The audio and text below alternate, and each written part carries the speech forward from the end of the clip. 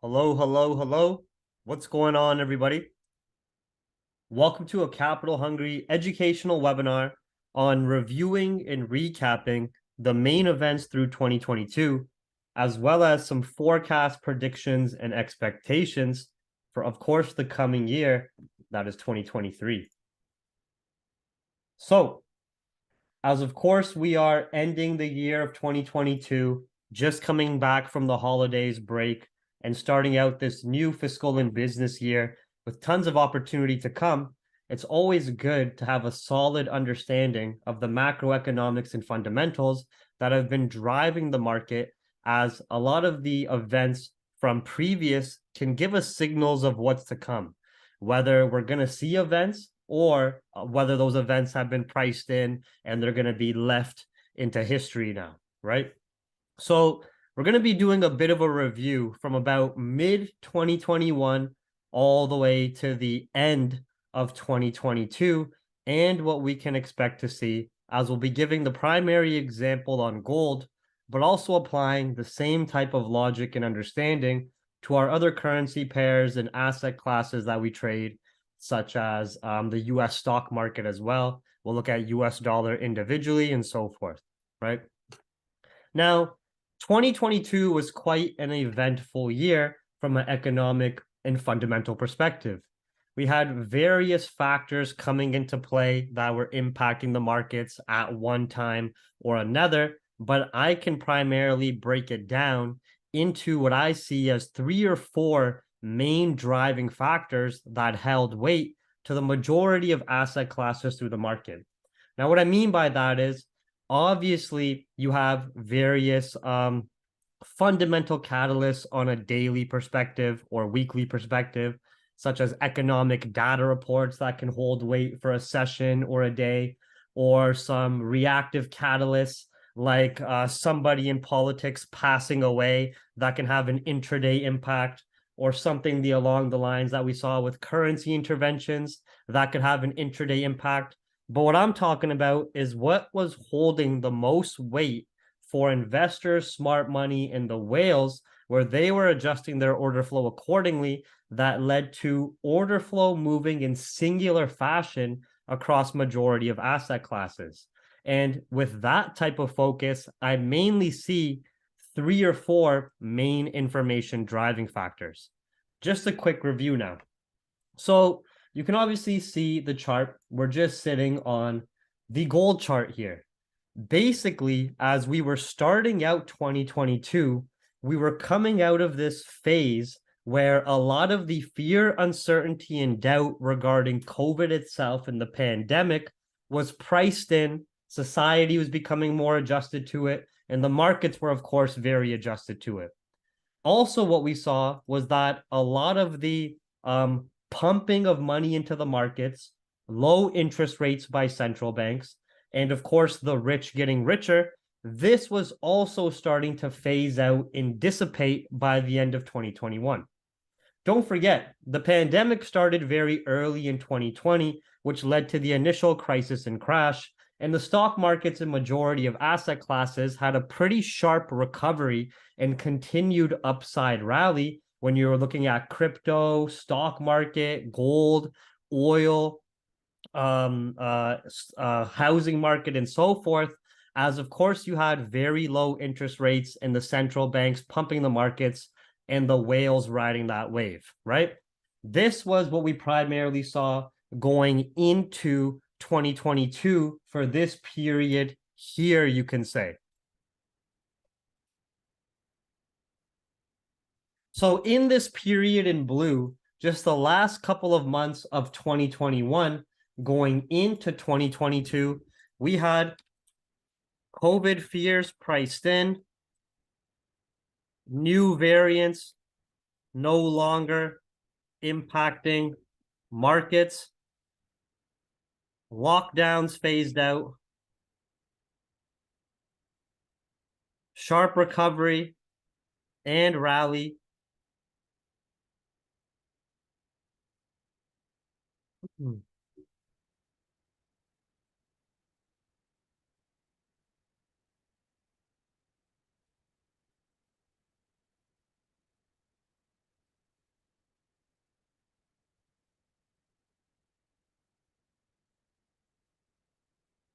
And I'm primarily looking at gold here. And the example I'm giving about interest rates and things of that nature, I'm talking about the US economy and the example of the Federal Reserve. But this can also be applied when we're looking at the majority of other countries and their central banks, such as the Bank of England, Bank of Canada, Reserve Bank of New Zealand, Reserve Bank of Australia, and so forth, as they really followed suit with the Feds from the start of the pandemic to pretty much the end of 2021 going into 2022.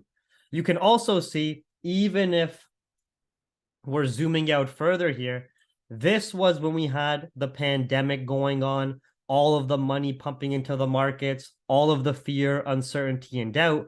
And you can see that easily extended into the end of 2021. But then we started to have more of that information being priced in, of course.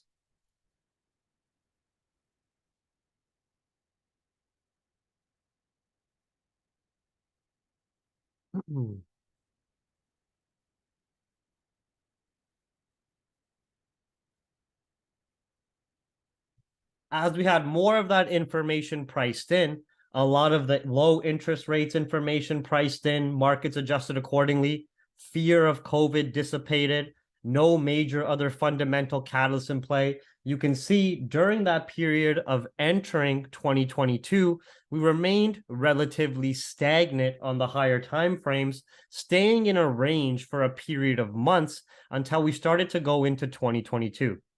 Now, we started 2022 out with a relative bang in the essence of fundamental catalysts. For those of you who remember, early into 2022 is where we started to see Russia versus Ukraine tensions come into play. Now, Russia invading Ukraine isn't anything historically new, but it is a new event that brought a lot of market impact during that period of time, especially when global economies were already more on edge and the markets were more on edge, obviously dealing with the pandemic and the impact of that over the course of the last year and a half and 2 years prior from 2020 onward. But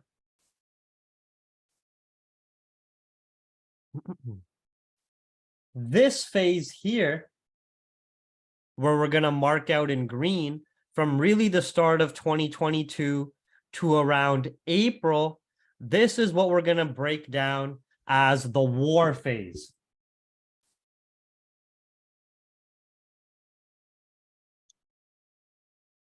COVID done phase in the essence of how it was impacting the markets. I'll do a different color here.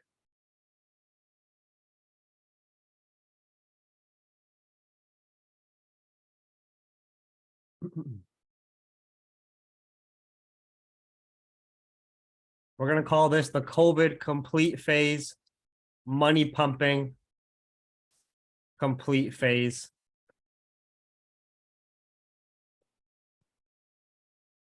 And we're going to call this the war phase.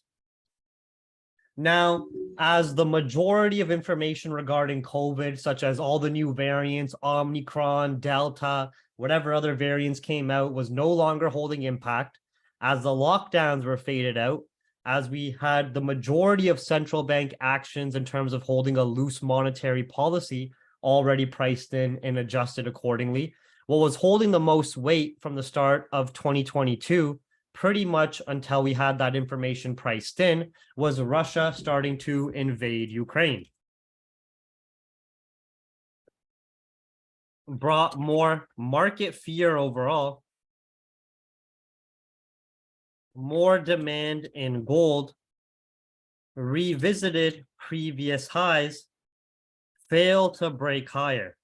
And it was a pretty adjusted process where you had the talks of Russia wanting to invade Ukraine, the actual invasion starting to take place, the damage to infrastructure, all of the bombs and so forth, as we peaked these highs again at $2,000+ an ounce roughly.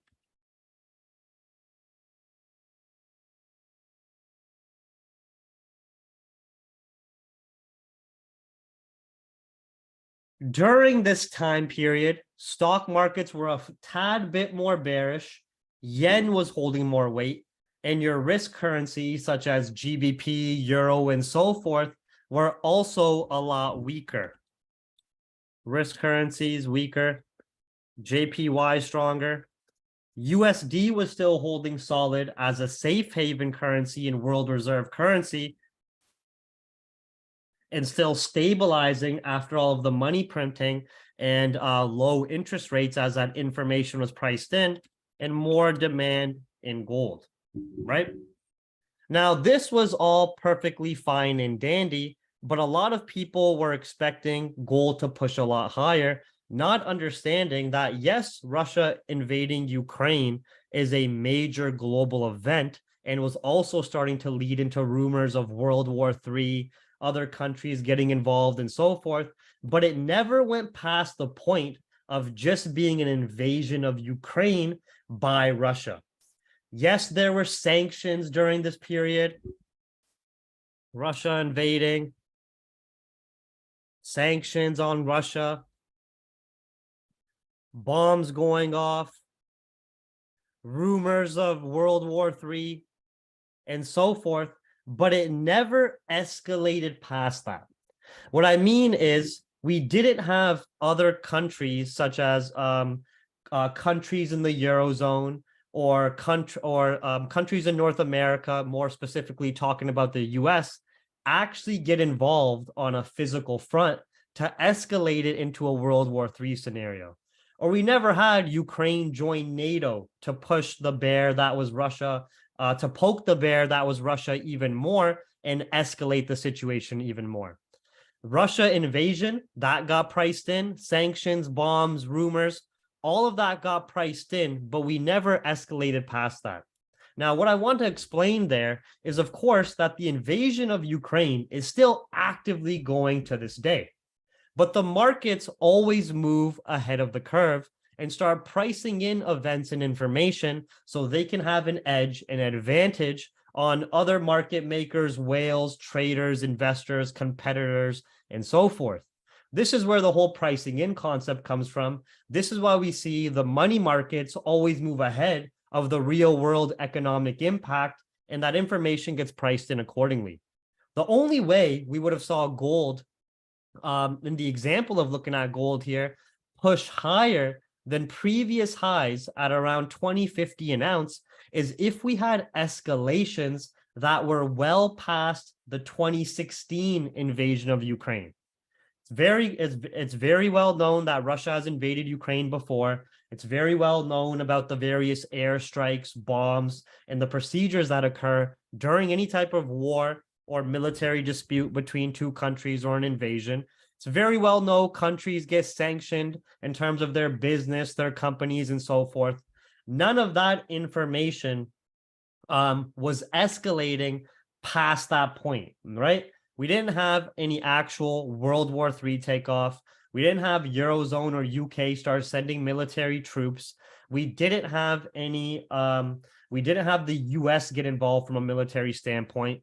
We just had all of the money that was made by the rich through the pandemic, through the sales of vaccines in the billions of dollars, through the money made in the market, through the money made in investment, corruption, and so forth. All of that money was starting to get laundered through this Ukraine catalyst, as these European countries and countries like the US were just providing a lot of funding support and weapon support, not actually sending their military or getting involved from a physical front. So we really saw that the impact of Russia invading Ukraine only lasted really about 4 to 5 months, starting from really late 2021, where the rumors were coming into play, starting to escalate in 2022, and really fading out by April 2022. Now, keep in mind, during this period of time, because of the money pumping that was going on during COVID and low interest rates, during this entire timeline, even when media focus was on Russia invading Ukraine, global inflation continues to rise, right? Because don't forget, you could always go back to the educational webinars that were already done, breaking down the pandemic specifically from 2020 onward. We, of course, had, in terms of the US government working in hand with the Federal Reserve, the central bank of the US, the cartel of the currency, increase money supply by 18 trillion, pump the markets through their asset purchase program, keep interest rates at zero to increase lending and investing into the markets by other institutions and corporations down the line. That was all fine and dandy for the rich to get richer, but it comes at an expense and a cost of inflation rising, right? So as Russia invaded Ukraine, this led to an explosion in some asset classes and commodities on top of inflation already rising, such as gold exploding. Oil obviously went a lot higher. But what was interesting was oil was rising through the entire pandemic period, going from minus $40 a barrel in terms of crude oil futures, all the way to $70, $80 a barrel before Russia and Ukraine even hit. Yes, Russia and Ukraine had a more impulsive impact, but oil was already very bullish due to the money pumping, low interest rates, and majority of asset classes having high investment due to the environment set by the central banks around the world at that time, right? So as inflation continues to rise, this is where we entered the most dominant phase of 2022 and the phase that we became most comfortable with, which is dollar domination phase, right? Dollar domination phase basically extended from April, with the main catalyst being this IMF meeting where we had a collective of central bank heads and speakers come together at this one central IMF meeting and all announce a very aggressive rate hike cycle of starting to front load rate hikes to combat the high risk inflation that they created when they were pumping the markets. So here, now in green,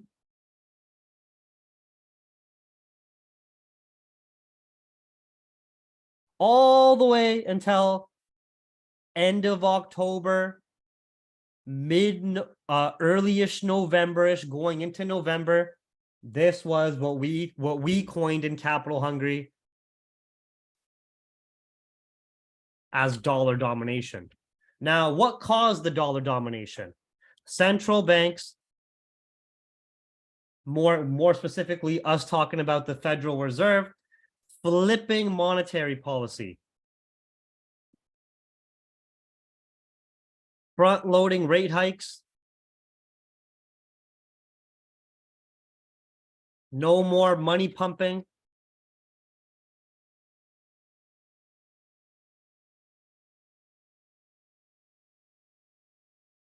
Papering process.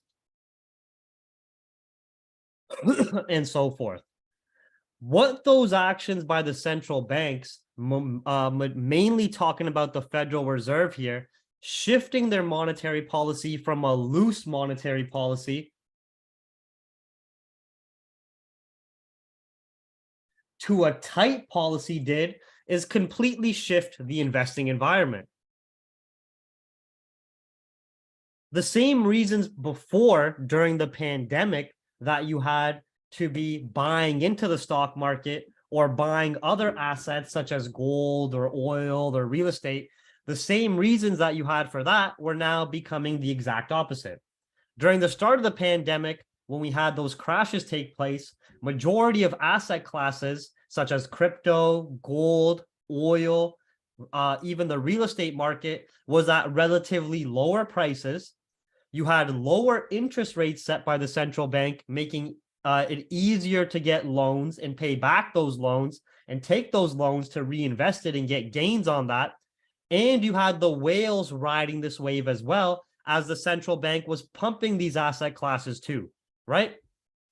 By the time we come to April 2022, when the Federal Reserve starts to shift into a tight monetary policy, now we have high prices on asset classes.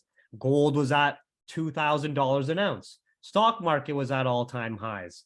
Oil went to $110, $100 plus a barrel. Crypto, Bitcoin hit $70,000 per coin price. You no longer have low prices to keep pooling into it. You have interest rates up, interest rates raising, decreases investment activity, asset classes drop in value, whales offload, right? This dollar domination phase we became extremely accustomed to, because in the example of gold, we understood that as long as the Feds were continuing to front load rate hikes, continuing to talk about rate hikes, continuing to give signal toward rate hikes, continuing to focus on bringing down inflation and dealing with this issue, we knew that there'd be more demand in dollar and less demand in these other asset classes that were seeing so much investment, such as oil, crypto, stocks, and gold, right? Now, this held weight for pretty much the majority of 2022. And the main trigger was really this IMF meeting that took place in April, where you had the collective central banks talk about doing aggressive rate hikes hand in hand. This completely shifted the entire market environment. Now, you just went from this stage where you had the various central banks pumping their markets and pumping their economies and handing out checks to their citizens and pumping up the stock markets and keeping interest rates at zero. And now you have the opposite taking place. Euro Central Bank for the first time is starting to come out of negative rate hike, negative rate territory. Bank of England's following suit, front-loading rate hikes similar to the Fed. Fed's front-loading rate hikes. Bank of Canada is doing the same. So the entire investment environment got completely shifted. This held a lot of weight and held enough weight till basically we started to come into November here of 2022. Now, the main catalyst that kept dollar domination alive was weak employment sector reporting. Oh, no, sorry. Strong employment sector showing that the economy is strong enough to handle rate hikes.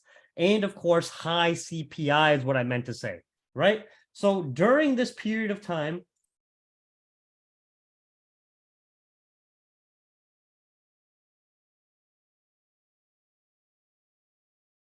as long as CPI reports were high, US data solid, labor market solid, that meant Feds will continue rate hikes. Now remember, rate hikes were starting to get front loaded and were starting to increase for this entire duration as the Feds were looking to bring down inflation. As we were starting to approach the end of the fiscal year, this is where we started to get the last phase and what we can see taking place now, which we'll mark out in red here, which is Fed pivot prayers and also recession scares.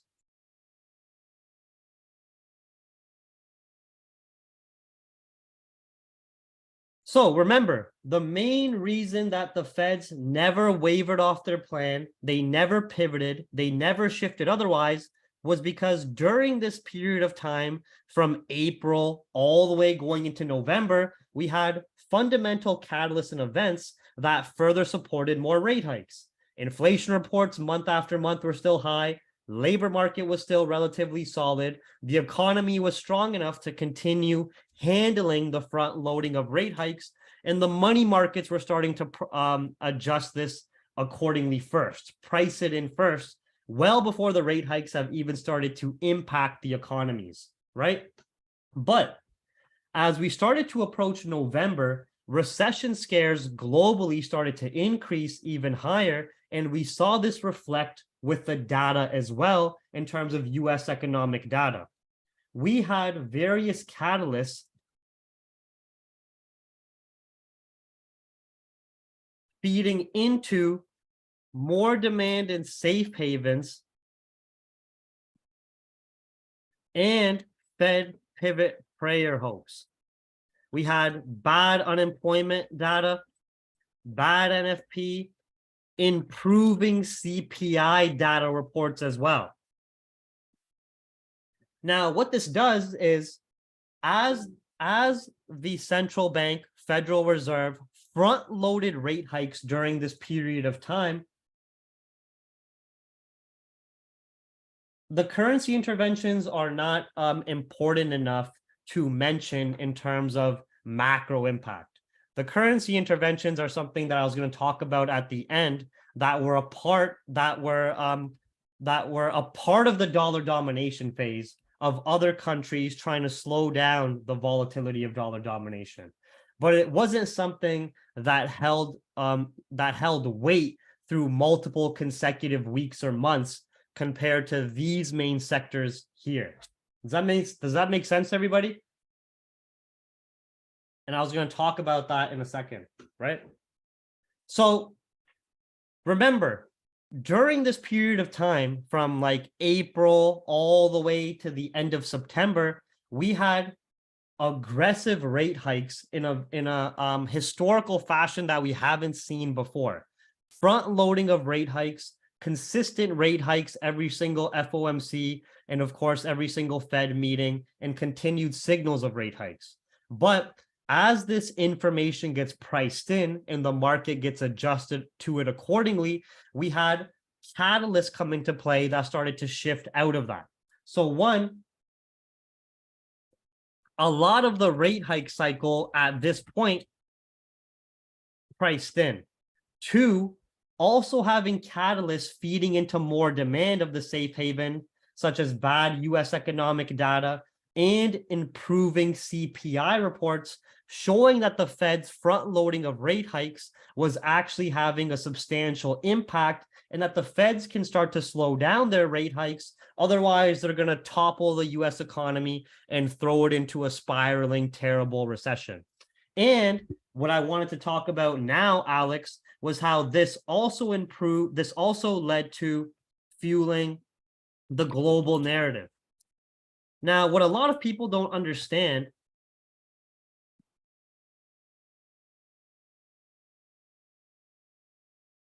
that says stocks bullish, dollar weaker down there, right? Now, what a lot of people don't understand from an economic perspective is, yes, us understanding dollar domination, the change in investment environment, the reasons for dollar domination, and the impact it had, that's all perfectly fine for when we're looking to trade. It was very easy for us to go, okay, during this period of time, I'm going to continue to look for gold sells, pullback sells, breakout sells. I'll play the pullback phases accordingly, but I'm primarily looking for gold sells as long as dollar domination is active. But what a lot of people were ignoring was the substantial impact the front loading of Federal Reserve rate hikes and dollar domination was having on global economies and markets. Emerging countries were getting hammered as their debt was exponentially increasing, business profits decreasing. We saw major currencies get devalued against such a strong dollar. Japan, when you're looking at the Japanese yen, China, when you're looking at the Chinese yuan, to the point that these countries were doing individual currency intervention during this entire period of time to slow down how aggressively the dollar was rising in value, right? And remember that during this time, the Feds had to do rate hikes and other central banks had to do rate hikes inevitably. They had no other option as global inflation was rising, starting to enter high risk levels of 9%, 10%, and could spiral into hyperinflation at a very, very fast and aggressive rate, right? But we can't forget that even though the rate hikes were inevitable, even though the Feds and central banks had no choice, even though it was their own greed that led to inflation being so high, that the stock market did not want to let those gains go. This is why during the entire dollar domination phase, we saw that the stock market was bearish, but was going down in very slow and stagnant fashion as stock market bears goes against the global 1%er narrative. Majority of 1%er wealth or majority of global economics is tied to equity markets. All the corporations' value, the jobs that are connected to that, investment, all of the interconnections through buying and selling, through shipping and import and export, it all essentially comes down to the various companies' values that's housed within the stock market, right? So you'll never really have a stock market crash last for an extended period of time, because if the stock market was actually to truly crash and go to zero, we'd have entire economies crash, no more jobs, no more businesses, no more nothing at all, right? So yes, dollar domination held the most weight for this extended period of time, but we also can't forget from a market psychology perspective that dollar domination was going against the global narrative of stock market bulls, and was also causing a lot of trouble for emerging countries and how they're going to pay back their debt, and also larger countries and how their currency was getting devalued against the dollar. Euro dropped below the parity point. Japanese yen extremely weak, with the dollar stronger, and the Bank of Japan with a negative, keeping interest rates in the negative, right? And keeping a loose monetary policy. Even a powerhouse country like China was feeling the heat with their yuan devaluing at an aggressive rate, and them needing to do currency interventions, right? So even though dollar domination held a lot of weight, we played it accordingly. This is something that goes against market psychology and the main narrative of the one percenters. They want stock market to be bullish. They don't give a shit about inflation. The greed is a very, very strong thing, right? So as we were starting to approach the end of the fiscal year of 2022, going into the holidays, going into the end of the business year, into 2023, we saw fundamental catalysts that shifted us out of the dollar domination stage and entered the pivot prayers and more of the recession scare stage. We saw Japanese yen picking up more strength during this time. We saw pivot prayers leading to an aggressive stock market rally, where we just started to see it range more recently in the last couple of weeks, and we saw gold start to extend more bullish. This is because a lot of the information of the front loading of rate hikes in the rate hike cycle was priced in during this phase. And also because we had catalysts feeding into Fed pivot prayers, back-to-back bad unemployment rate reports, back-to-back improved inflation reports, showing the Feds can slow down their rate hike cycle and potentially pivot as recession scares continue to widen, U.S. economic data weakens, and there are improvements in inflation where there's no longer needing of aggressive front loading of rate hikes. This led to gold being bullish, dollar being bearish during this time.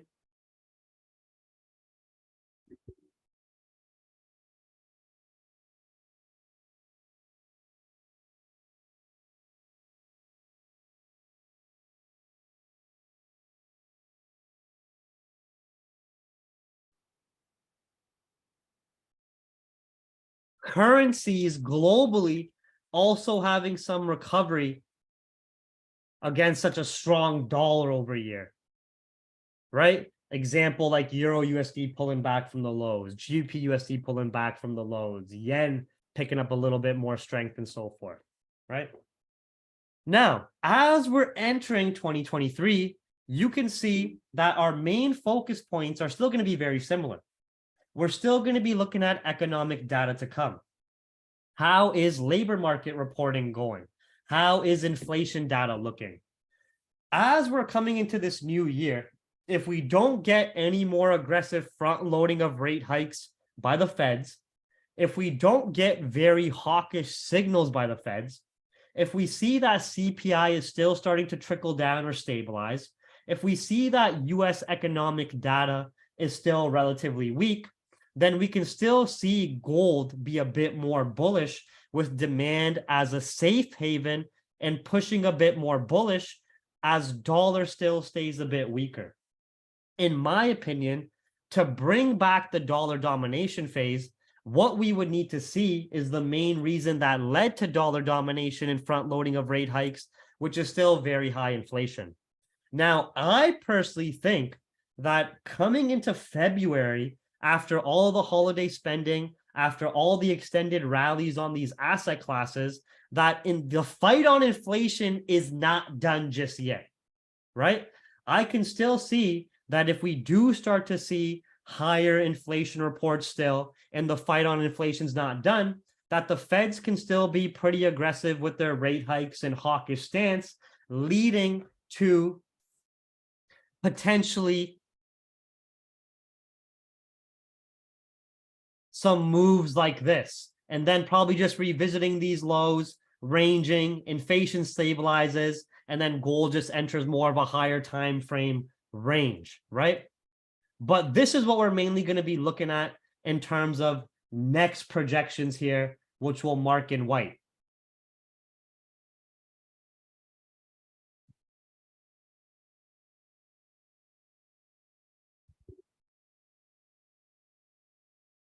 What's to come?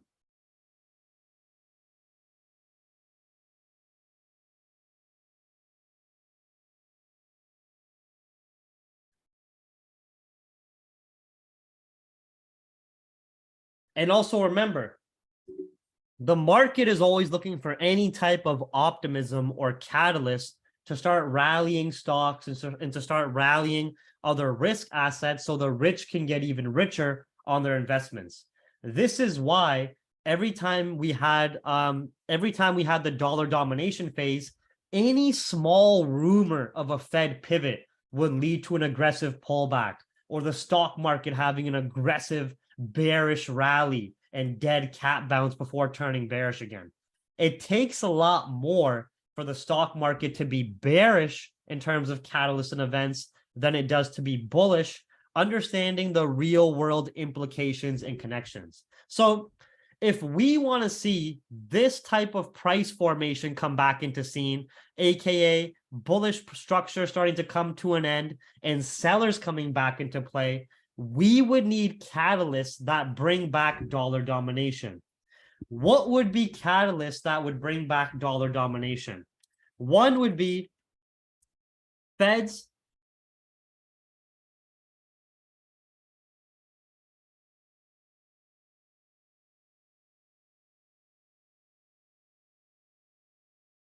One would be Feds simply saying job on inflation not done and surprising us with more rate hikes to come.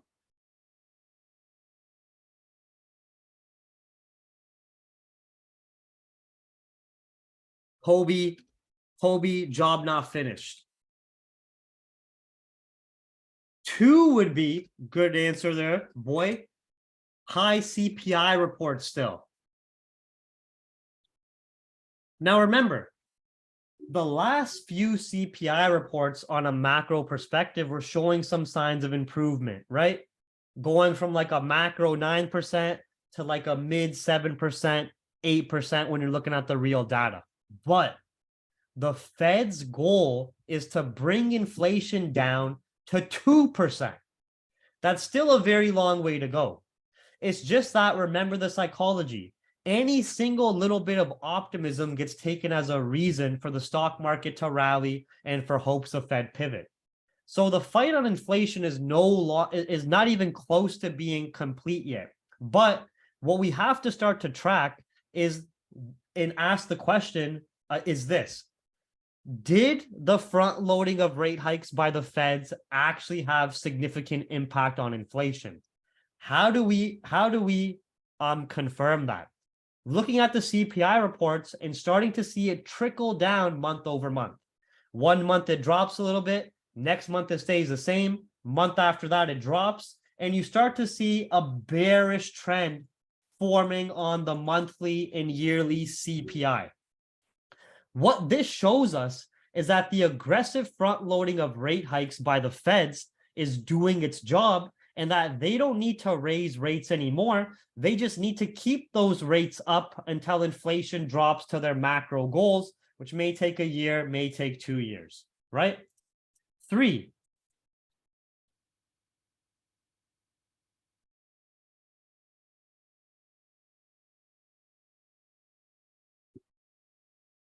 if US economic data, mainly looking at the labor market, PMI figures, consumer activity, is still relatively solid, and inflation is still starting to trickle to the upside, What this shows us is that the Fed's job is not finished. And what we were seeing here was short-term shifts in sentiment for these reasons, setting up price from better price points of interest for the institutions in Wales to enter a dollar domination phase and sell gold back down once we get these types of confirms. But right now, we're still having this pivot prayers and recession scares holding the most weight. We don't have any current reasons for dollar domination to come back into the scene. We don't have any aggressive hawkish signals by the Feds. We don't have any signals by the Feds actually having market impact. We don't have high CPI reports yet. We don't have strong labor market data. We don't have strong US data overall when you're looking at PMI figures and so forth. What's currently holding the most weight is recession scares and, of course, potential hopes of Fed pivot, which leads to more dollar bears, gold bulls, and stock market remaining relatively bullish as well, not seeing any substantial crash or downside, and currencies against the dollar holding some more strength. Does that make sense to everybody or no?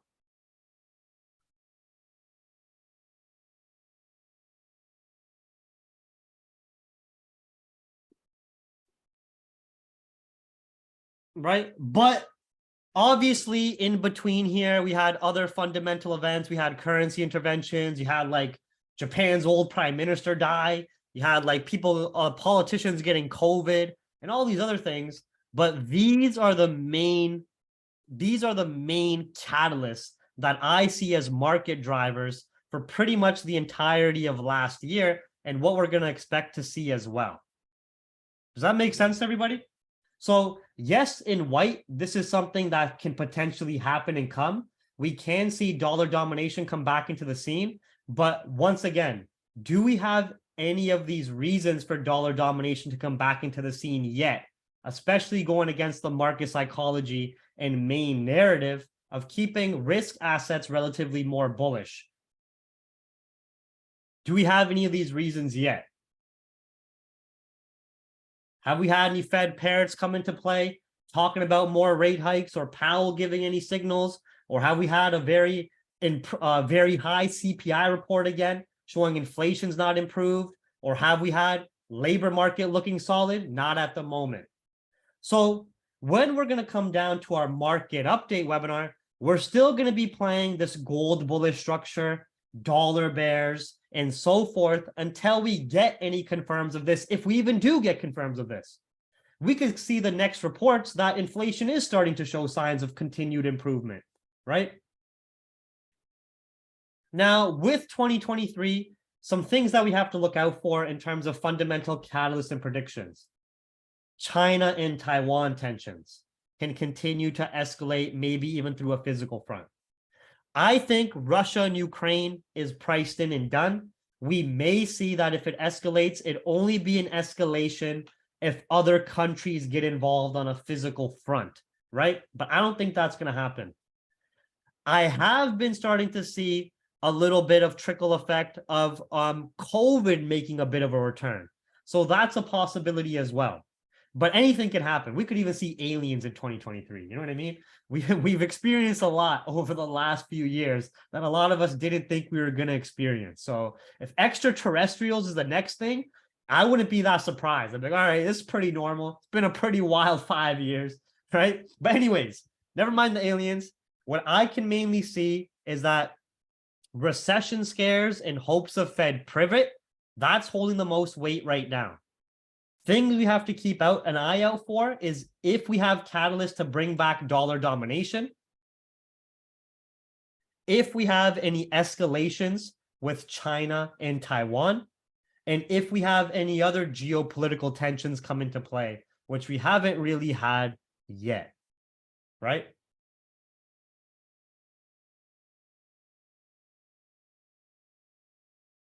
Right. So now let's bring this information together and just do another review and recap of the same type of events, but how it impacted other asset classes that we trade. So I'll just retype all this stuff again. We don't need to look at both GBP USD and Euro USD. We can just look at one of them on the higher time frame here, and it'll give us a good understanding of what was going on. Okay.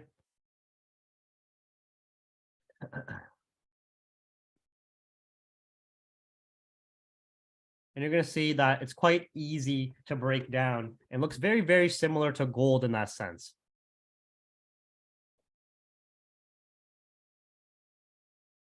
So remember,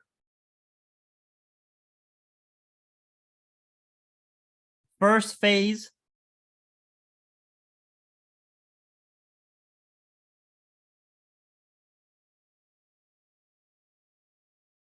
going into 2022, where market's a little bit more stagnant, ranging, setting up price for 2022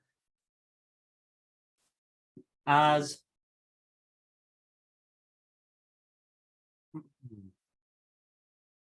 COVID priced in phase, right? CB money pumping priced in phase. All right. Now, obviously, from early 2022 into April, this was the Russia-Ukraine tensions.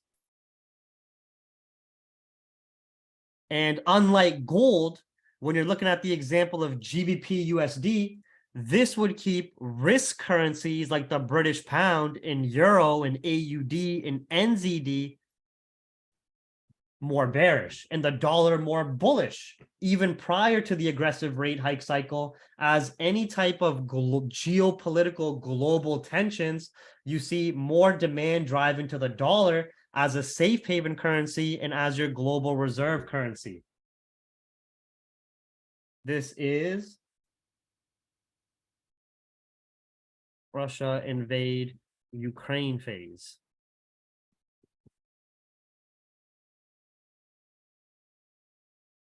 Weaker risk currencies, stronger dollar, stronger gold, stronger yen, uncertainty equities, right? Then you can see we started to see a lot more sharper drops in GBP USD as we had even more dollar strength come into play with the dollar domination phase, which was our favorite phase of 2022, just because it held the most weight for such an extended period of time there. Right? Printing new historical lows, even GBP USD almost entering a parity point, being 1-to-1 with the dollar.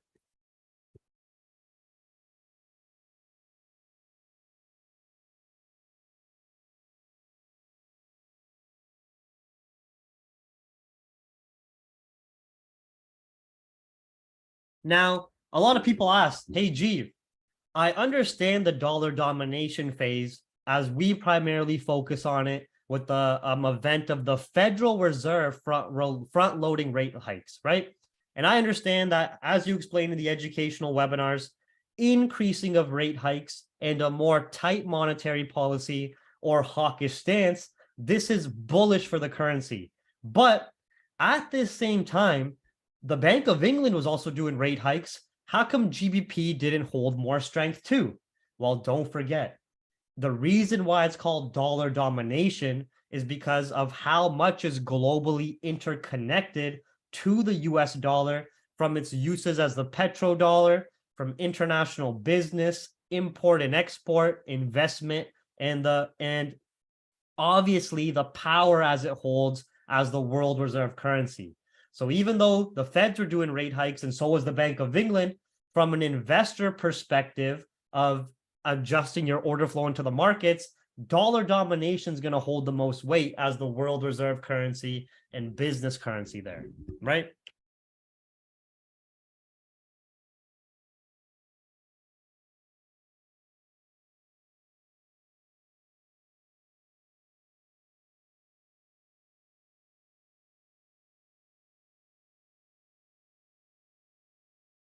And now, again, this is something that we understand the market impact, but we also have to understand the real world economic impact that dollar domination led to instability in global markets, emerging countries, and other and other countries' currency values, right? And then this was, of course, going into the end of the year and where we are currently sitting.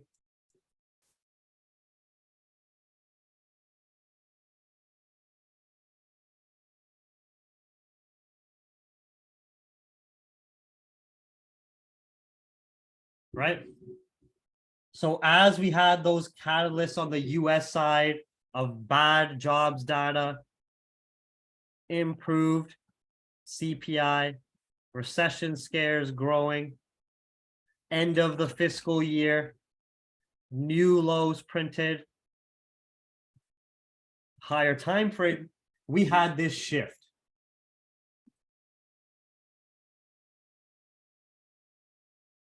Right? Now, when we're looking at GBP USD, this is a similar idea still to gold in terms of what we need to see to shift back into dollar domination.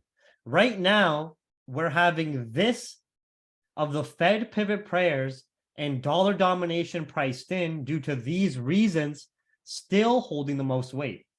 We've still had buyers print these intraday higher highs, and we're just in a pullback phase as we're starting out, of course, the new business year.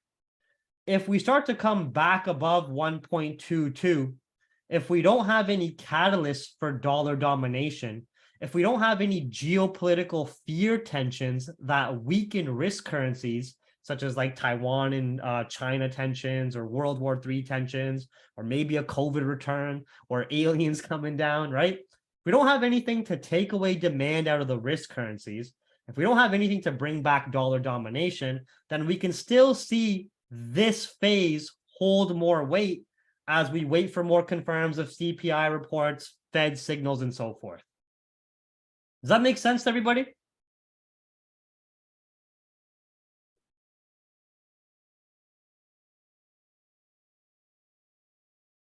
Right. Now, this can also be applied to Euro USD here in terms of the same phases in recap.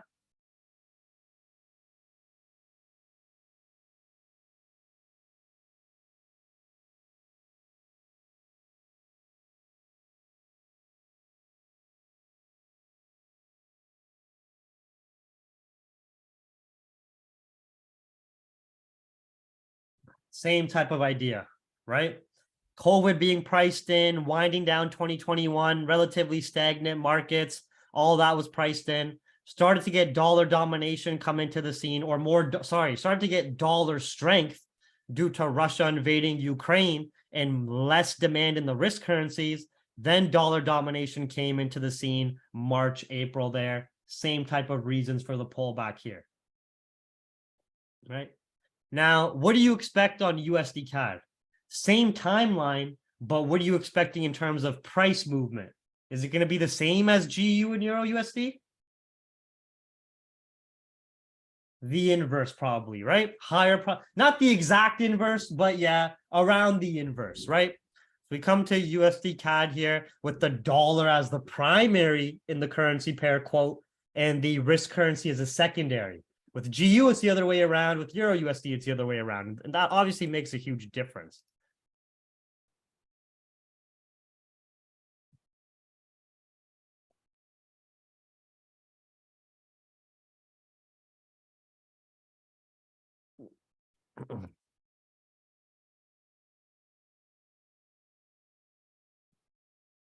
So you can see more of the inverse. Obviously, as we had that ranging, as COVID was winding down, we did start to get UCAD to stabilize more. But how come, this is a good quiz, right?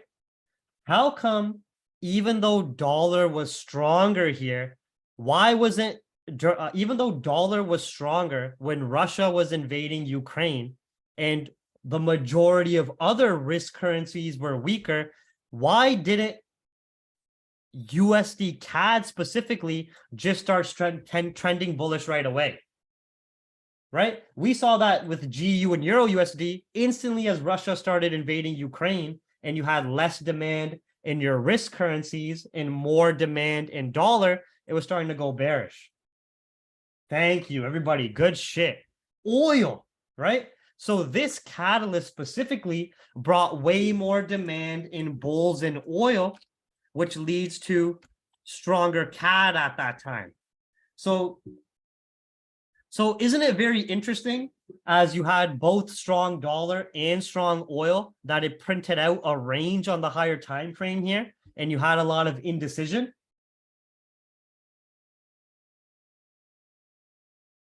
Isn't that very interesting to everybody here? Right? And then as Russia invaded Ukraine phase got priced in, markets adjusted to it, no more new events being brought to the table, no further escalations, oil started to stabilize and drop and correct. And also, what was another catalyst after the Russia invading Ukraine was priced in that led to oil being a bit more bearish? The rate hikes by the feds, right?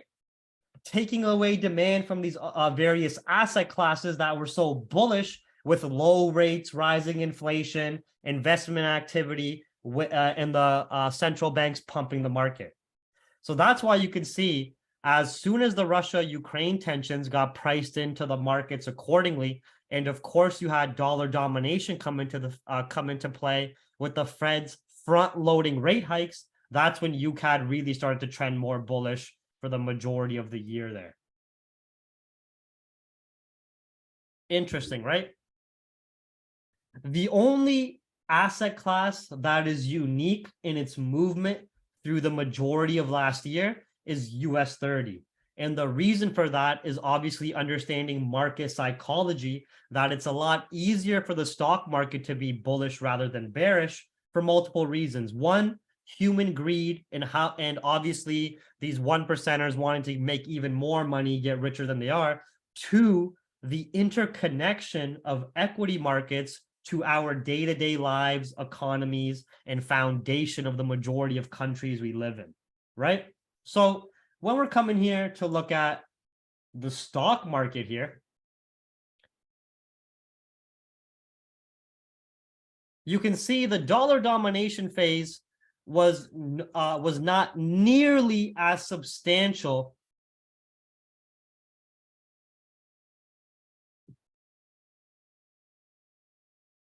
compared to the currency pairs, gold, and so forth. But basically, same type of idea here, right? So winding down the end of 2021, going into 2022, the money pumping phase. And what's also interesting is this is when the feds got banned and got a slap on the wrist and weren't allowed to invest in the stock markets anymore. And we never saw that high again. But anyways. So COVID faded phase, money pumping, priced in phase, right? How do you know that? Stock market was no longer printing any more higher highs. As we come into 2022, we had Russia and Ukraine tensions, which obviously is going to bring some uncertainty and downside to the stock market as a risk asset, as you have the potential probability that there could be World War III, that there could be some more physical escalations, that there could be new events brought to the table.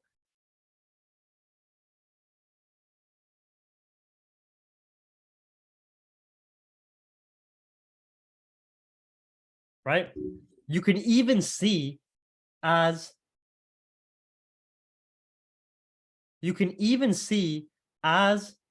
Russia and Ukraine tensions were starting to get priced in and a dip was created, we even started to get pretty sharp recovery here in the stock market all the way pretty much until April 2022, where then, of course, we had our dollar domination phase.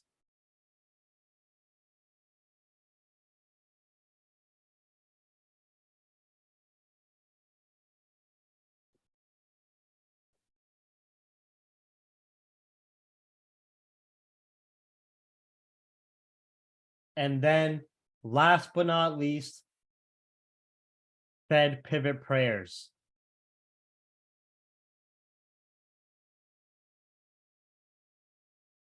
So the reason why I'm copying and pasting and showing you guys this on various asset classes is just to highlight in terms of price movement how order flow is moving in singular fashion during these main phases that you could break down of last year.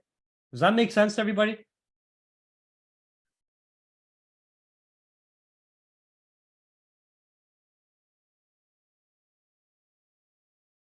Now, 2023 is going to be a very, very interesting year and very, very unique times from an economic perspective. What do I mean by that? What do I mean by unique times? Well, we're in a very unique point in history where the economies around the world are massive, overinflated bubbles, and obviously just continue to grow larger and larger with the potential chance of a big pop that can come.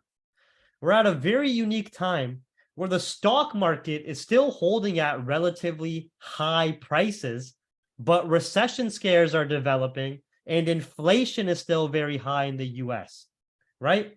And we've seen exactly the fastest rate hike cycle in history, never seen before during the dollar domination phase and during the front loading of rate hikes, right? So there's some unique things to look out for.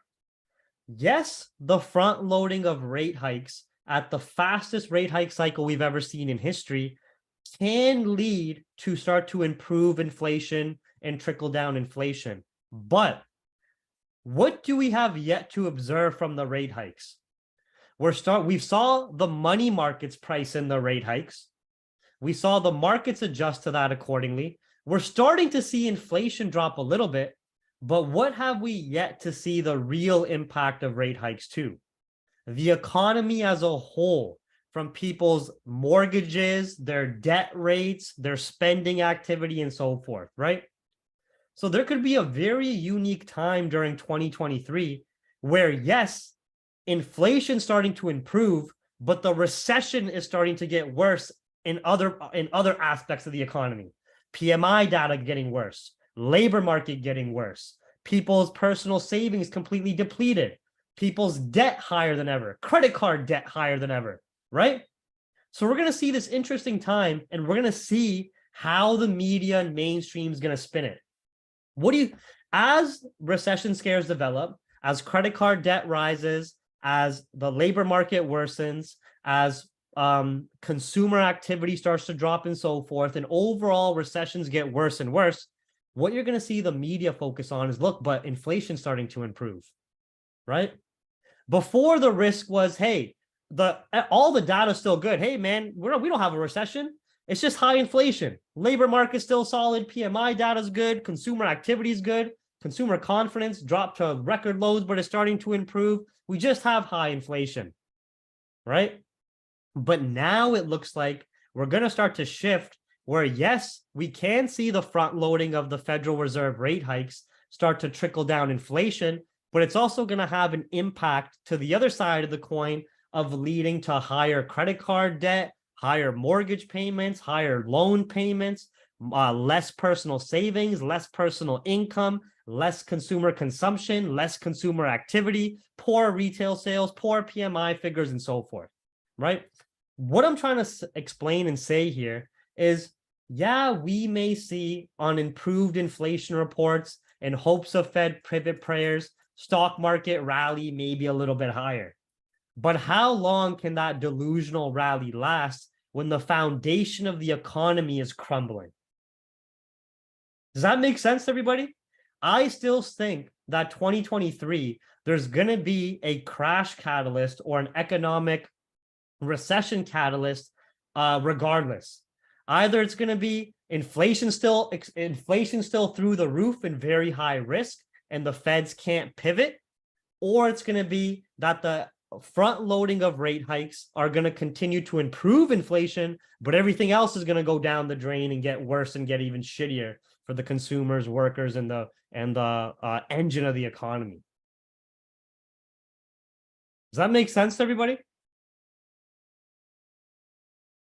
Even if we see a delusional rally, one more sweep of these highs, the economies are overall dog shit, then the stock market is eventually going to start to translate that, and the investors will have no choice to shift their order flow accordingly to avoid a crash or full destruction. Right? But yeah, very unique time coming out of a historical pandemic, coming out of the fastest rate hike cycle we've seen in history, inflation still high from a macro perspective, global economic data dropping and recession scares getting worse, but still having so much money that the one percenters and banks and whales have access to, where they're still getting filthy rich. Very, very interesting times. Right?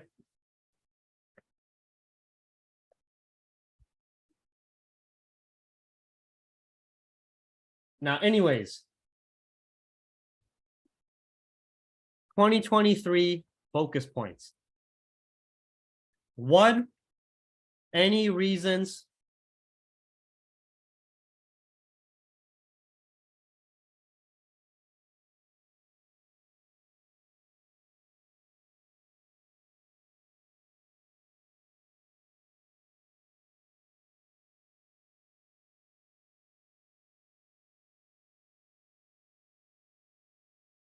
to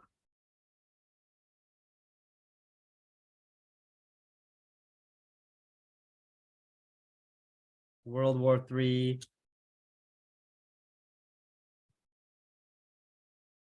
aliens.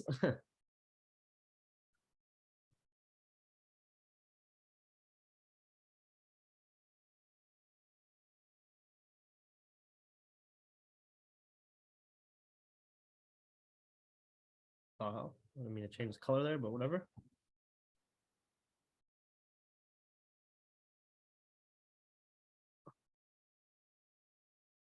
At the moment, gold more demand, equities ranging on stock market, buyers not wanting to let go of the gains, but not wanting to accept the reality of the recession. The funniest part is, right? The funniest part about the Fed pivot prayers is the pivot prayers is hoping that a recession will take place. So the Fed start pumping the markets again. So they start reversing the rate hikes. So they start pumping the market. But they're not taking into consideration that a recession is also not good for asset classes, the economy. Anyways, they're just focusing on the one side of greed, which is fucking hilarious, right? When you really think about it. But yeah.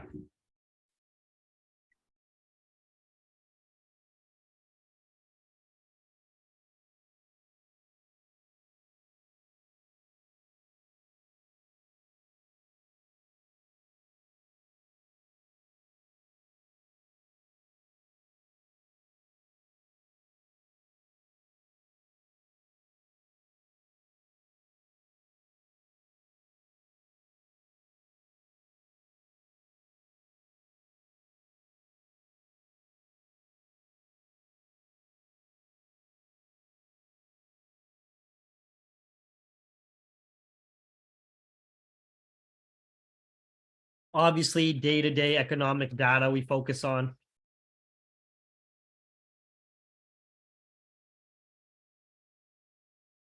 All right. But right now, this, in terms of how 2023's starting out, we're seeing this still holding the most weight. And we're going to talk about that in the market update webinar. Okay. Yeah, that's a good reminder, actually. So I'll have to do move a little bit backwards here. So we're supposed to do the 2023 focus points at the end, but I forgot to talk about a GJ breakdown here.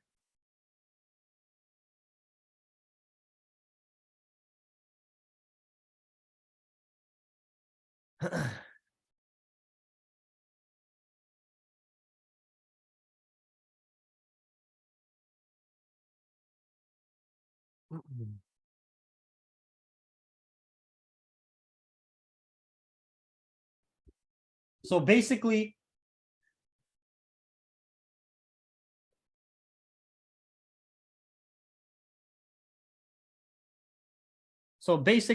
GJ at the start of 2022, from the highs, saw a little bit of downside with obviously the Russia-Ukraine tensions, bringing some demand to the Japanese yen, preventing us from going any higher there, even during a Bank of Japan keeping interest rates in the negative, as the Russia versus Ukraine would hold the most weight there.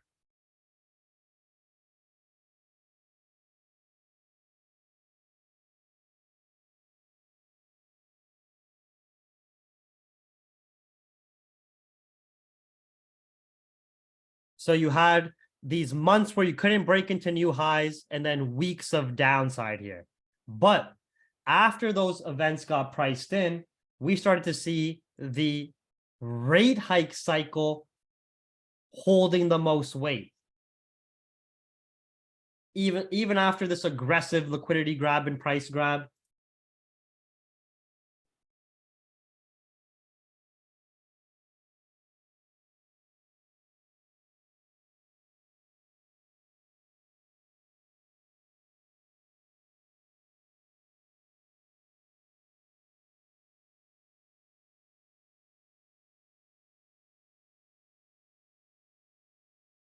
and then coming into the start of this new year, we have the recession scares, more demand in the yen, weaker US dollar, and that impact there, right?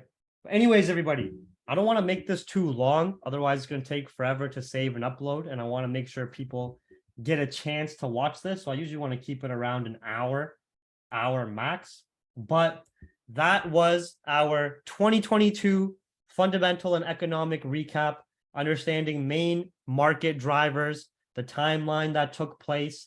Obviously, for more information, you can watch every single higher time frame webinar from last year, because we do once a month, right? Every single monthly higher time frame webinar, or all the market updates every single week. You can watch those. But that's what we're mainly looking at in terms of what happened during 2022, what's currently going on to start 2023, and how we're going to integrate that into our market updates and trade ideas, which we'll do a little bit from now. Once this saves and upload, I'll just send the link for the market update and trade ideas.